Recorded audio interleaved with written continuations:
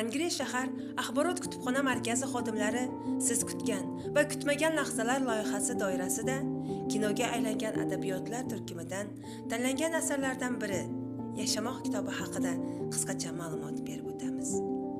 Har bir inson hayot yo'lida sinovlarga duch keladi.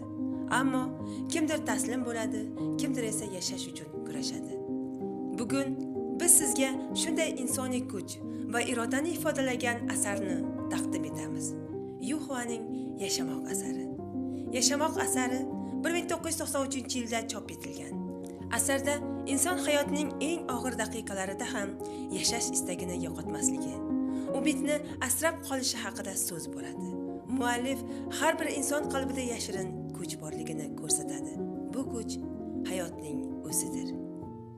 Asar asosida 1994-yilda mashhur Xitoy rejissyori Zhang Yimou tomonidan To Life Yashamoq nomli film suratga olingan. Asar asosida suratga olingan filmda yozuvchining chuqur falsafasi obrazlari orqali joylanadi. Film tomoshabinga hayotga yangicha nigoh bilan qarashni, har nafasning qadriga yetishni eslatadi. Yashamoq bu inson ruhining g'alabasi, umid va irodaga bag'ishlangan asar. Kitob ham, film ham hayotning qadri, insonning bardoshi va umid kuchini ifodalaydi.